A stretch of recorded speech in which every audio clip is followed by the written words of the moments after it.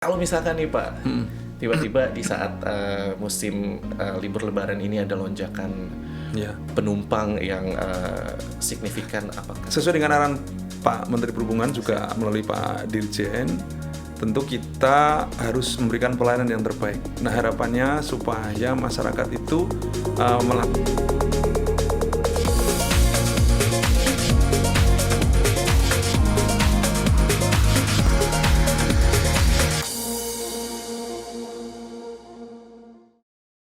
Halo kawan laut, berjumpa kembali dalam Bukan PHP, buka-bukaan di podcast Supla pastinya. Kali ini bersama saya Edlijo, saya akan memandu edisi spesial kali ini. Kenapa spesial? Karena ini musim yang sepertinya sedang ditunggu-tunggu oleh banyak sekali kawan laut siap-siap untuk mudik. Anyway, sebelum kita ngomong-ngomong soal mudik, gimana nih puasanya? Ada yang bolong apa semuanya masih lancar nih? Semoga semuanya masih lancar ya dan sehat-sehat selalu.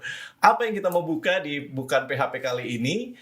Sepertinya ini topik yang menarik dan sudah ditunggu-tunggu juga oleh kawan laut. Kita akan membahas tentang tema pastikan kelai kelautan kapal jelang angkutan Lebaran 2023. Pasti di antara kawan laut juga sudah banyak yang persiapan mudik, nggak cuman dengan moda transportasi udara atau darat saja nih. Pasti juga banyak pengguna moda transportasi laut. Dan sepertinya harus yakin dulu nih bahwa moda transportasi laut yang digunakan sudah layak laut. Dan untuk membahas hal tersebut bersama saya saat ini sudah hadir narasumber kita. Beliau adalah Direktur Perkapalan dan Kepelautan. Langsung saja kita sapa Bapak Hartanto. Selamat datang di Bukan PHP, Pak. Terima kasih. Apa Bukan kabar, PHP. Pak? Ya, alhamdulillah. Baik ya, Sehat. Pak ya. Baik. Luar Ya. biasa puasa-puasa, tapi masih tetap harus memastikan bahwa angkutan laut di musim Light untuk iya ya, berlayar. Pak. Wah, Light laut, luar biasa sekali, Pak.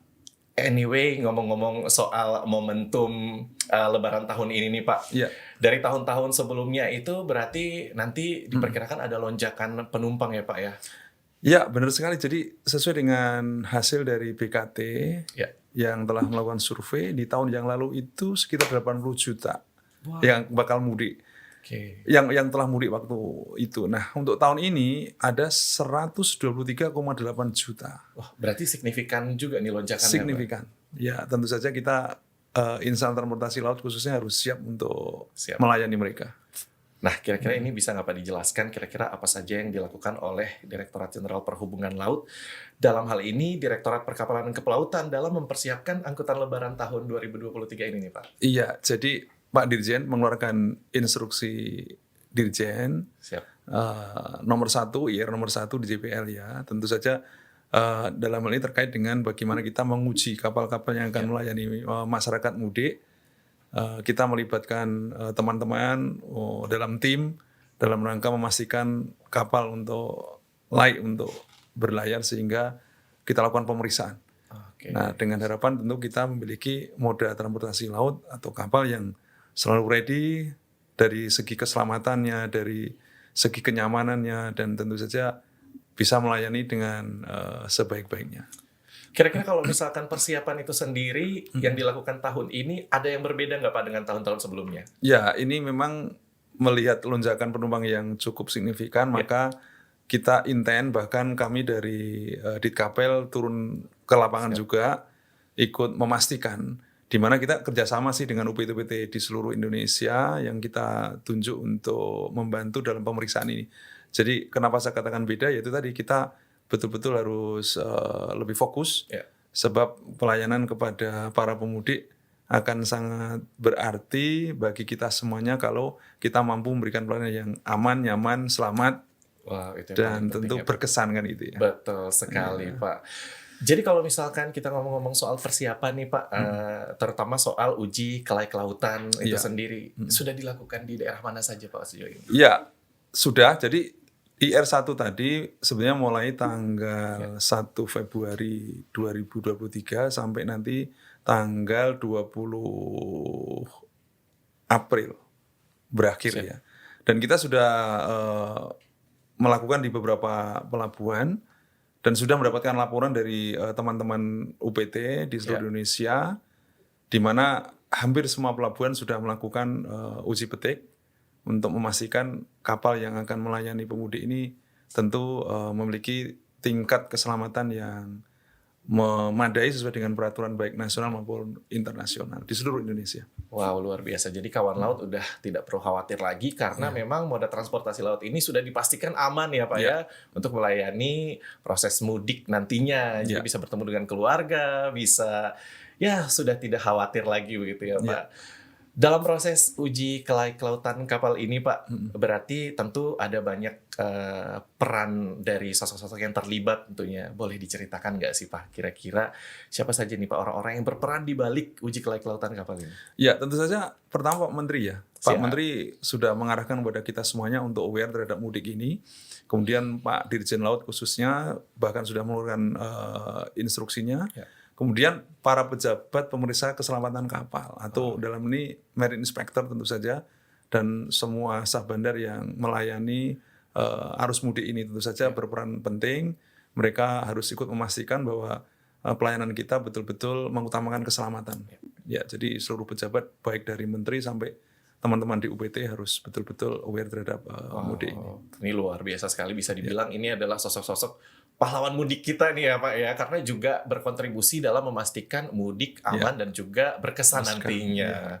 Luar biasa. Kemudian ini Pak, boleh tahu nggak sih Pak, kira-kira untuk melaksanakan uji kelautan kapal itu aspek-aspek yang dicek dan dipastikan itu apa aja tuh? Kawan laut penasaran nih, pengen tahu juga nih. Ya tentu saja aspek keselamatan. Siap. Kemudian juga kita melihat bagaimana pengawakannya, jangan sampai diawaki oleh orang-orang yang tidak profesional. Ya kan?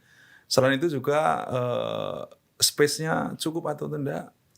Kemudian di sisi lain tentu kenyamanan bagi para penumpangnya itu juga kita akan uji juga.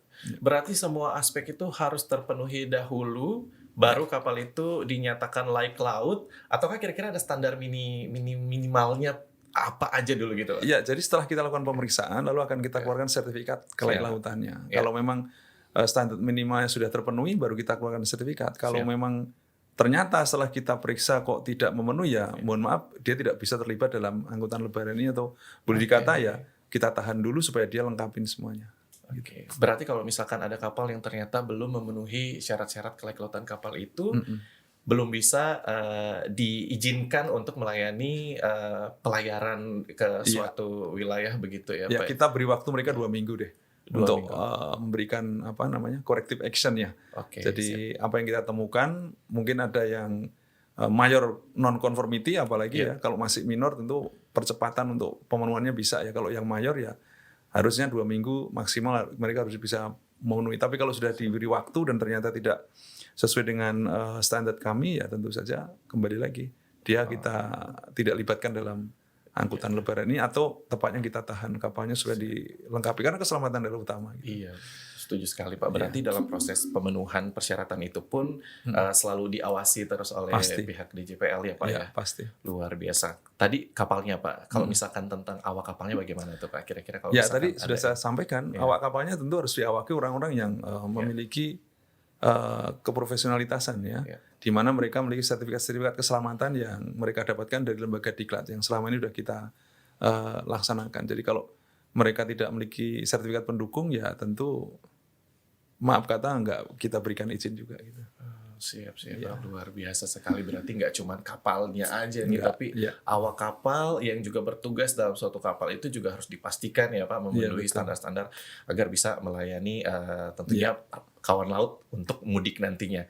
Kalau misalkan nih Pak, tiba-tiba di saat musim libur lebaran ini ada lonjakan penumpang yang signifikan, apakah itu diperbolehkan untuk ada dispensasi tambahan penumpang di atas kapal gitu Pak? Ya, betul Mas Hendri. Jadi memang sekali lagi perkiraan kita akan terjadi lonjakan ya.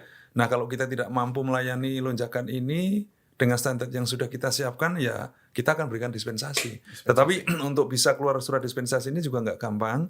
Tentu perusahaan pelayaran atau dalam ini pemilik kapal harus betul-betul kita cek kesanggupannya terkait dengan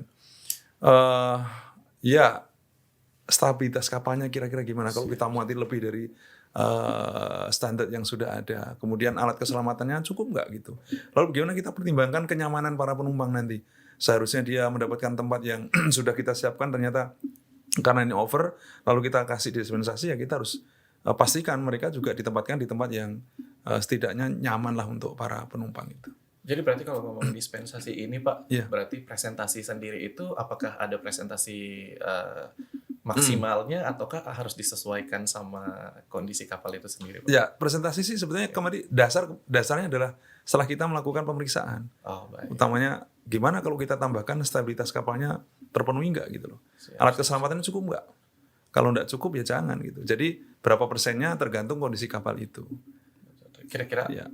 ada hal apa yang akan mempengaruhi Pak seandainya akan ada dispensasi itu di atas kapal sendiri? Ya, sekali lagi kalau mereka ingin dapat dispensasi ya kondisikan kapalnya agar layak laut sesuai dengan yang kita ujikan. Kemudian dispensasi ini tentu akan kita beri lebih kan. Ya. Mereka tentu harus menyiapkan alat keselamatan lebih standar, lebih dari standar maksud saya. Kemudian space ruangan juga harus demikian dan kita uji juga stabilitasnya ini masih oke enggak. Kalau enggak ya sekali lagi kita enggak akan berikan dispensasi karena sekali lagi keselamatan yang utama gitu. Iya ya Pak ya. Wah, luar biasa sekali. Wah, ini kalau misalkan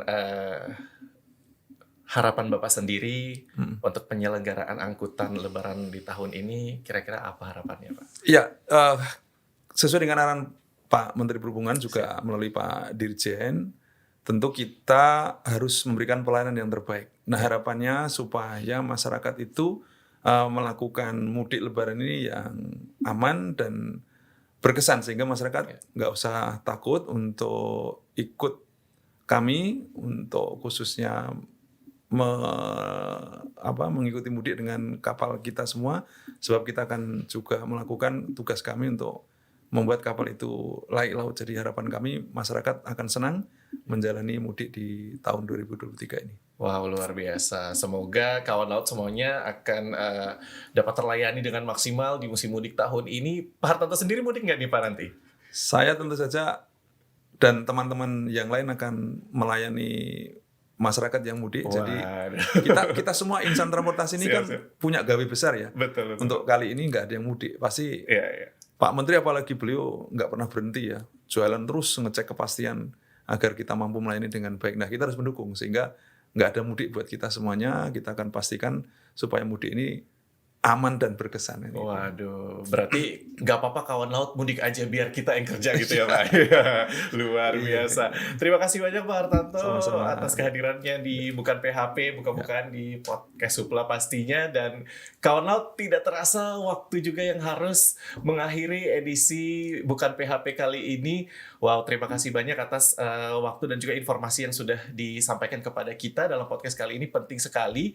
Berarti sekarang kawan laut udah nggak perlu khawatir lagi. Jadi kalau misalkan akan menjalankan mudik dengan moda transportasi laut, semuanya sudah dipastikan aman mulai dari aspek-aspek keselamatan di atas kapal, juga terutama awak kapal yang bekerja di atas kapal semuanya sudah memenuhi syarat. Semoga dengan adanya uji kelaikan kapal ini dapat membuat kawan laut merasa lebih berkesan lagi untuk mudik di tahun 2023 ini, bertemu dengan sanak keluarga di kampung halaman, dapat melaksanakan Hari Raya Idul Fitri tentunya dengan penuh hikmat. Baiklah, jangan lupa like, komen, dan juga subscribe akun YouTube Direktorat Jenderal Perhubungan Laut ini, dan nantikan terus nih edisi-edisi selanjutnya Bukan PHP, buka-bukaan di podcast Supla pastinya. Akhir kata, saya Edlijo, pamit dulu. Jangan lupa jaga kesehatan agar nanti pada saat mudik dan bertemu keluarga untuk menjalankan Hari Raya Lebaran semuanya dalam keadaan sehat walafiat. Sampai jumpa lagi di Bukan PHP, buka-bukaan di podcast Supla pastinya. Dadah!